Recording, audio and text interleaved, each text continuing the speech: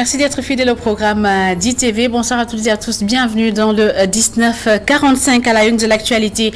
Ce soir, procès en appel de Barthélémy Diaz. Le tribunal de Dakar confirme le jugement dans toutes ses dispositions et déboute la partie civile dans toutes ses demandes. La peine prononcée en 2017 reste donc maintenue, 2 ans de prison, dont 6 mois fermes pour la mort de Ndiaga Diouf, tué lors d'un échange de tirs à la mairie de Mermoz Sacré-Cœur. Ses avocats qui craignent des effets de ce jugement sur son mandat de député comptent saisir la Cour de cassation. Leur réaction à suivre dans ce journal. Et puis l'ambiance était folle ce matin au siège du ministère des Sports lors de la passation de pouvoir entre le ministre sortant Matar Ba et son remplaçant Yankoba Diatara. Forte mobilisation des militants des deux côtés. Une passation de service aux allures de meeting politique. Matar Ba adresse son bilan et Yankoba Diatara décline sa feuille de route. Les détails à suivre. Les travailleurs des collectivités territoriales ont respecté le mot d'ordre de grève décrété par leur syndicat. Un tour dans les mairies a permis à nos équipes de constater l'arrêt du fonctionnement des municipalités. Les agents qui exigent une augmentation de leur salaire se disent déterminés à poursuivre le combat. Et en fin d'édition, vous aurez la rubrique découverte réalisée à Grandbourg par notre correspondant sur place, Muntaga Khan. Voilà pour les titres. Tout de suite, le développement.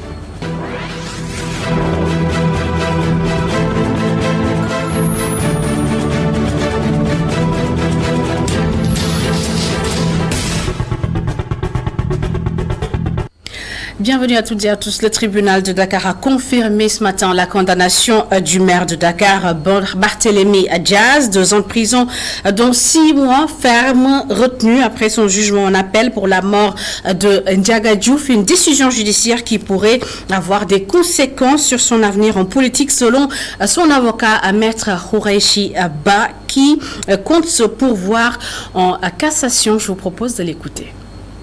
Un cas de pourvoi en cassation pour la partie civile.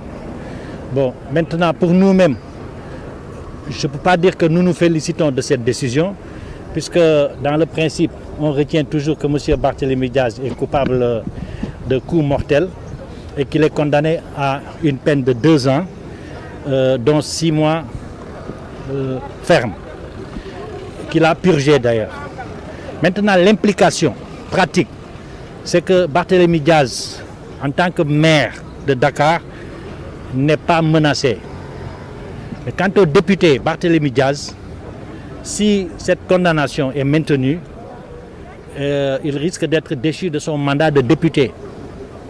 Donc, pour éviter cela, la première parade, c'est d'initier un pourvoi en cassation dans le délai légal requis. Et il y a une autre parade qui est prévue par le règlement intérieur de l'Assemblée nationale. C'est qu'aujourd'hui, l'Assemblée nationale, notamment le bureau, peut demander au pouvoir exécutif la suspension de toutes les poursuites jusqu'à l'expiration du mandat. C'est-à-dire quand un député nouvellement installé a commis une infraction avant son mandat, le principe de...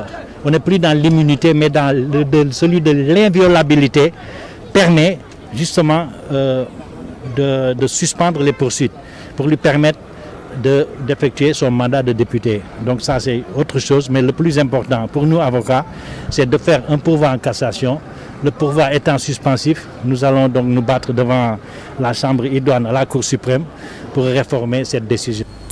On vous l'annoncer en début de semaine, l'intersyndicale des travailleurs des collectivités territoriales démarre une grève nationale de 72 heures à partir de ce 21 septembre. Une grève effective dans plusieurs mairies que nos équipes ont visitées à Fass, Gueule Tapée, Colobane et Fan.e par exemple. Les syndicalistes ont installé des comités de veille pour empêcher toute activité dans les municipalités. Suivons ce reportage de Mamadossi et Barassao. Dans la mairie de Gueule Tapée, Fass Colobane, tous les bureaux sont fermés. Adama Soumari, chef du service environnement et cadre de vie, et quelques agents veillent au grain. Leur mission, empêcher l'accès aux agents qui viennent travailler. Les citoyens qui passent chercher des documents ont tous cette même réponse. secrétaire terminal si c'est possible lundi rek inchallah si c'est possible fii moom Fass Gueule Tapée Colobane moo doon respecté na. Ces agents se disent déterminés. Il n'y aura aucune délivrance. Certificat de naissance, il n'y aura pas de délivrance de résidence, rien du tout. Les agents de sécurité et certains agents se sont portés volontaires à se constituer comme étant un comité de veille et d'alerte. Nous n'allons même pas laisser une personne rentrer dedans. Au-delà de la rétention des actes administratifs, les agents ont décidé de suspendre la collecte des recettes. Ils préviennent les récalcitrants. La collecte des recettes qu'on faisait concernant les conteneurs, concernant les taxes journalières, tout ça, on ne va pas les chercher. Gare à celui qu'on trouvera, essayer de travailler. Après la mairie de Gueule Tapée Fass Colobane, nous avons fait un tour à la mairie de Fann Point E Amitié. Les locaux sont aussi vides. Sur place, c'est une autre organisation qui a été mise en place. Les membres de la refondation sociale des agents municipaux du Sénégal occupent les lieux. Eux aussi veulent s'assurer que le service ne fonctionne pas. Nous sommes présentement au point E, mais nous sommes sur le point donc, de faire le tour donc, des 19 communes donc, pour voir donc, si les mesures préventives ont été respectées à la lettre. Ici, au point E, on a un point focal.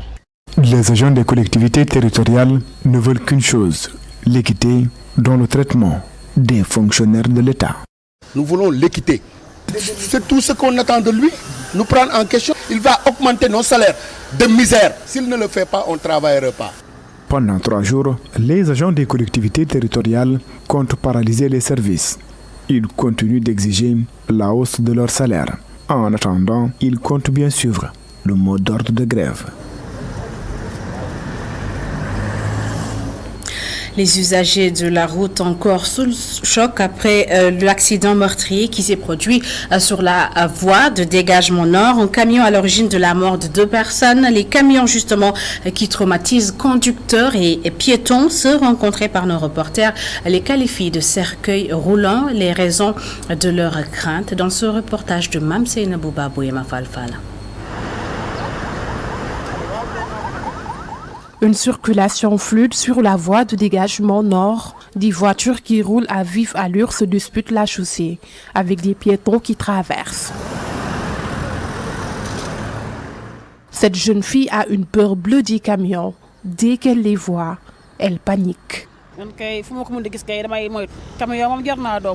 À chaque fois que j'aperçois un camion, je prends la fuite. Si je dois traverser, même s'il est loin, je prends mon temps jusqu'à ce que le camion passe. C'est plus sûr.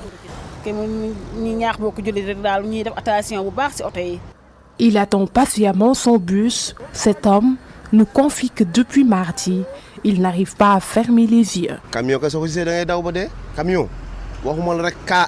Les gens courent à chaque fois qu'ils voient un camion. En tout cas, nous sommes vraiment désolés pour ce qui s'est passé. Depuis hier, je n'arrive pas à dormir. J'ai peur car nous avons l'habitude d'attendre les voitures sur les trottoirs. Ce septuagénaire est ancien chauffeur. Il pointe du doigt les jeunes qui conduisent les camions. Selon lui, le gouvernement doit trouver une route spéciale pour eux. Ce qui se passe à Dakar est trop grave. Si je prends l'exemple du Nigeria, les camions ont une route spéciale qu'ils empruntent, juste à certaines heures. C'est ce système que nous devons adopter. Les accidents de la circulation sont de plus en plus nombreux, les uns plus tragiques que les autres. Négligence coupable des chauffeurs, l'absence de sanctions, défaut de visite technique, mais surtout l'état de vétusté très avancé du parc serait, selon certains, à l'origine de ces drames. Interdiction de la diffusion de la série Rebelle produite par la maison de prod Marodi. La guerre est loin d'être terminée entre la direction de la cinématographie et la maison de prod Marodi, qui avait prévu d'ailleurs de faire une projection de la série, s'est vu refuser l'autorisation par le préfet. Le réalisateur de la série, Tchandoum, qui compte sur sa position, soutient que la série ne menace en rien la stabilité du pays. Écoutons-le. Nous vous avions convoqué ici à l'hôtel Novotel afin de partager avec vous le contenu de la série Rebelle qui semble être problématique, et nous pensons en fait que c'est un malentendu, c'est une erreur, et nous avons voulu échanger avec vous sur la question. Malheureusement, la direction de l'hôtel nous a informé que le préfet interdit cette rencontre. Donc, pour ne pas être en faute, nous sommes dans l'obligation d'annuler la rencontre et nous vous communiquerons ultérieurement une date afin de pouvoir faire une déclaration à la presse. Voilà, c'était tout. Je vous remercie.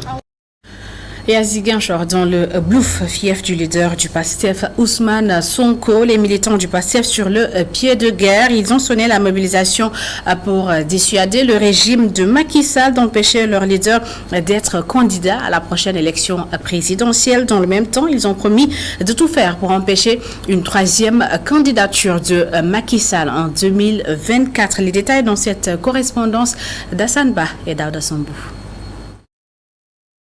C'est à la place publique de Tendou que les cellules PASTEF du département de Bignona et de sa diaspora se sont donné rendez-vous pour exprimer leur soutien au candidat Ousmane Sonko en vue de la prochaine élection présidentielle. Responsables politiques, militants et femmes du bois sacré, tous étaient là pour dire non à une éventuelle invalidation de la candidature de leur leader en 2024. Le régime de Macky Sall utilise toutes sortes de complots pour écarter notre candidat.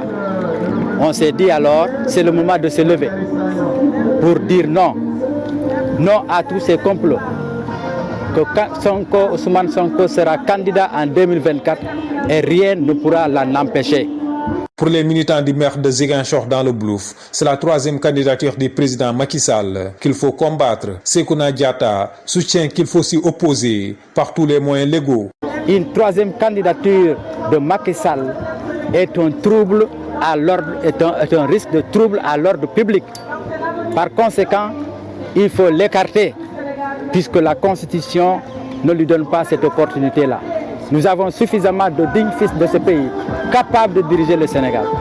Il n'est pas donc question pour une troisième candidature. Après la déclaration de Bessir en 2019, les partisans d'Ousmane Sonko montent encore au créneau pour mettre en garde contre tout projet d'invalidation de la candidature de leur leader en 2024.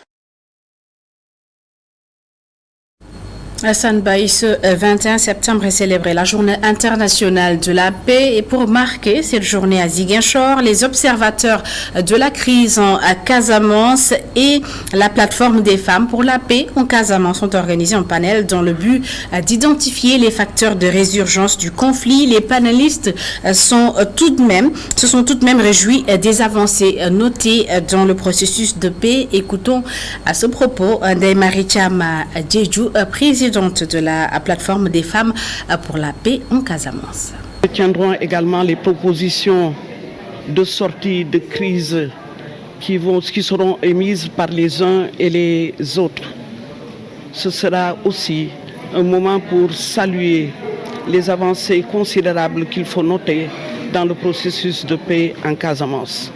Un moment également de plaidoyer pour que les voix des femmes soient entendues dans le processus de paix en Casamance. En effet, ces 2 derniers mois, nous avons noté les signatures d'accords de paix et de dépôt des armes par l'État du Sénégal, le mouvement des forces démocratiques de Casamance et des organisations de la société civile. Ce sont des avancées considérables qu'il faut aujourd'hui noter dans le processus de paix. Les perspectives, c'est de déposer ce qui sortira de ces panels, en faire un document qui seront transmis à l'État du Sénégal et au mouvement des forces démocratiques de Casamance. Salif Sadio a démarré les négociations depuis fort longtemps avec la communauté Saint-Egidio. Ça semble aujourd'hui être un peu en léthargie. Le processus semble en léthargie en ce moment et nous lançons encore un appel à M. Salif Sadio et à l'État du Sénégal pour qu'il renoue le dialogue avec Saint-Egidio pour faire avancer le processus de paix. Nous restons dans le sud du pays pour parler cette fois-ci de l'aire marine protégée de Kassa à Balantakunda qui couvre une superficie de 23 300 hectares qui va être étendue sur l'ensemble des espaces maritimes des communes, des départements de Ziguinchor et Sédhiou, un projet qui entre dans le cadre de la politique de conservation de la biodiversité marine côtière. Les précisions de Moïse Diédhiou, directeur adjoint des parcs nationaux du Sénégal au micro d'Assanba. Mais nous sommes venus effectivement accompagner les acteurs locaux au niveau opérationnel pour la gestion de leur aire marine protégée. Mais effectivement, dans cette aire marine protégée, il y a eu du nouveau. La nouveauté, c'est qu'il y a eu une manifestation d'intérêt des acteurs de la localité qui voudront qu'on étend l'aire marine protégée dans leur zone. Et c'est ce qui fait que, chemin faisant, nous avons pu intégrer, je peux même dire 6 communes qui ne faisaient pas préalablement partie de l'aire marine protégée. Donc l'aire marine protégée est partie de 2 départements à aujourd'hui même on peut dire 3 départements. Donc concrètement dans le département des Ziguinchor, il y a eu même la commune des Ziguinchor qui s'est ajoutée et la commune de Boutoupa-Camaraconda. Et dans la commune, dans le département, même la région de Sédhiou, il y a eu le département de Goudomp et aujourd'hui même le département de Sédhiou.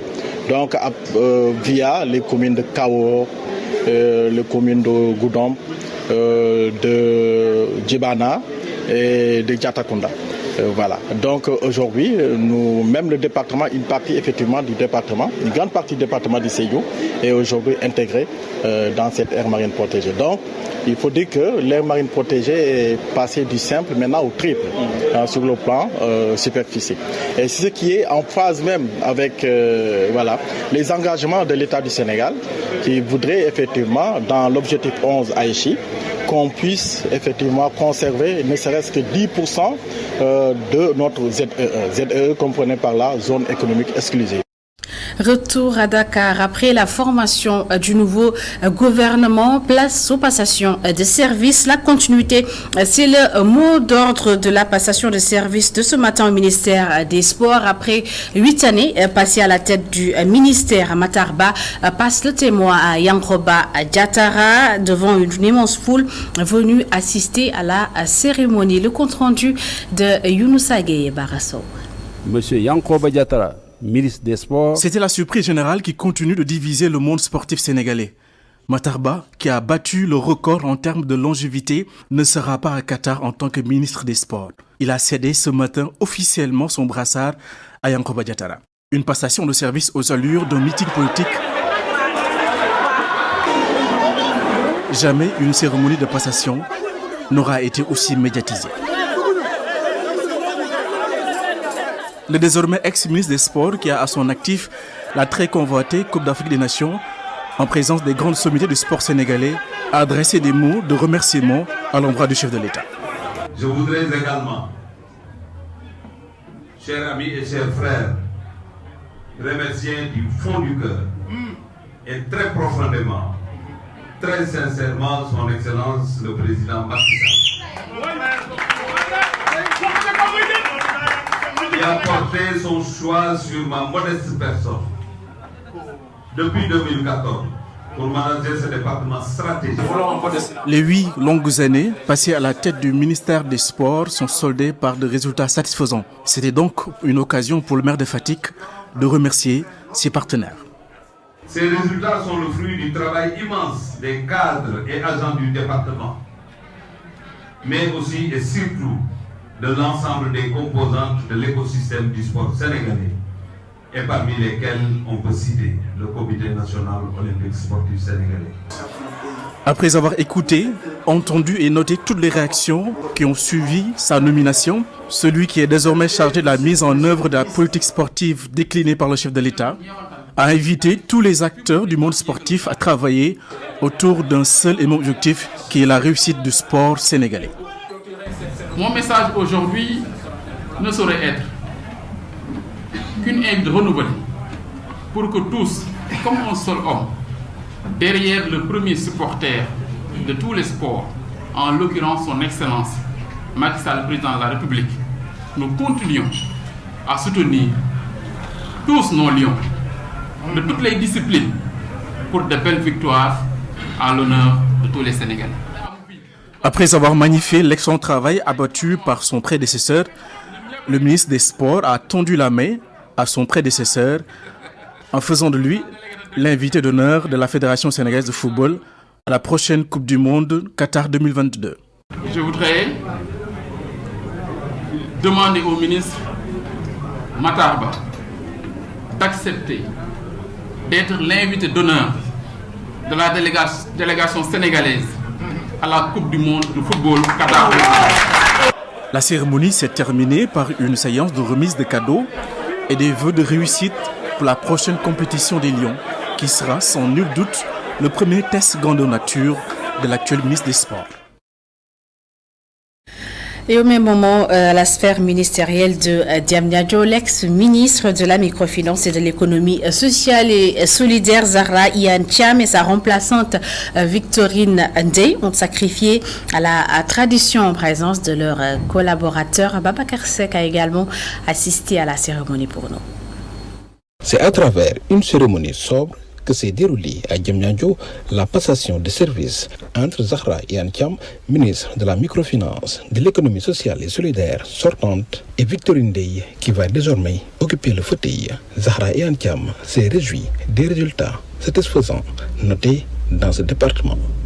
Pour ce qui concerne la microfinance, il faut noter que grâce à l'élaboration d'une lettre de politique sectorielle qui associe intelligemment ce secteur à l'ESS, des évolutions appréciables y sont notées. C'est un sous-secteur en pleine évolution, avec notamment la création du FONAMIF, le Fonds national de la microfinance, et la montée en puissance du FIB, le Fonds d'impulsion de la microfinance, qui sont appuyés en cela par la place des prix et le Promise. Ainsi, nous avons pu enregistrer des résultats notables qui montrent clairement la contribution de la microfinance dans l'inclusion financière, économique et sociale des populations. Pour atteindre les objectifs, la nouvelle ministre de la microfinance, de l'économie sociale et solidaire sera dans la continuité en mode fast-track. J'ai été témoin de son abnégation et de son engagement à porter haut la microfinance et l'économie sociale et solidaire. En effet, c'est de cela qu'il s'agit, d'engagement. Un engagement derrière son Excellence le Président Macky Sall, celui de servir notre belle nation, le Sénégal. Un engagement qui trouve son sens dans la complémentarité et dans la continuité de nos actions. La ministre sortante a rappelé que l'économie sociale et solidaire est la deuxième initiative du président de la République.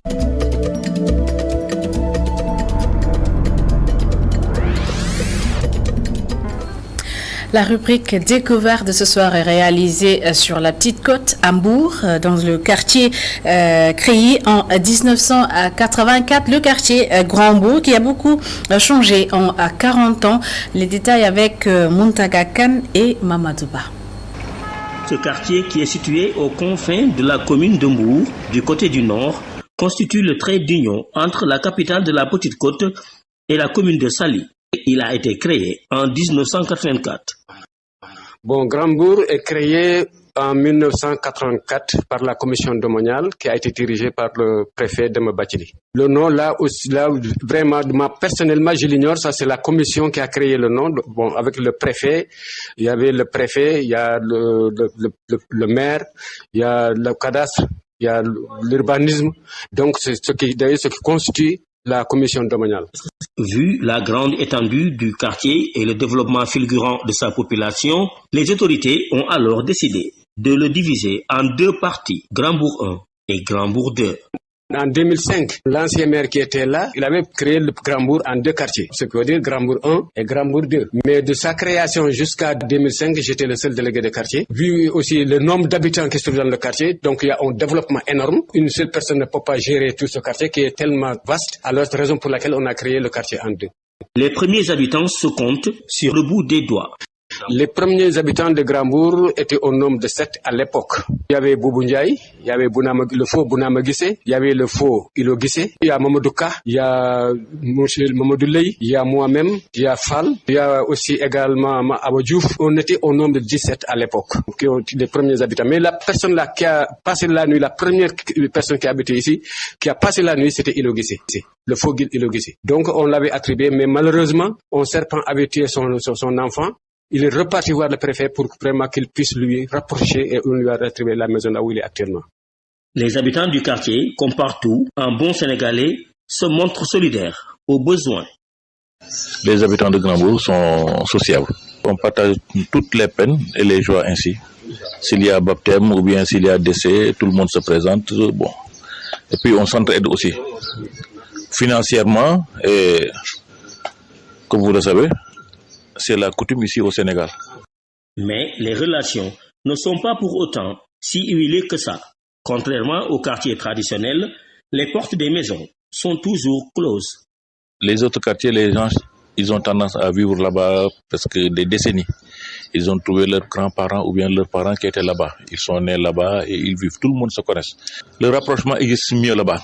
Ici, il n'y a que des gens qui sont venus de Dakar, des autres régions et un peu de Mbour là.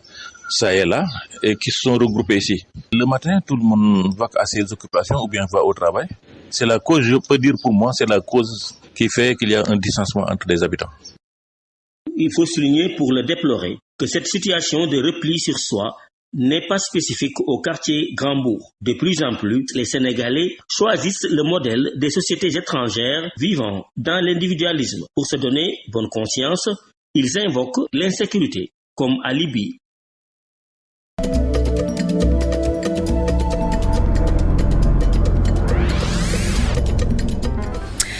Et c'est la rubrique découverte qui met un terme à cette édition. Merci à toutes et à tous de l'avoir suivi. Merci de votre fidélité. Merci à toutes les équipes en régie, la rédaction. On vous donne rendez-vous à 0h pour le bulletin d'information. Bonne suite des programmes.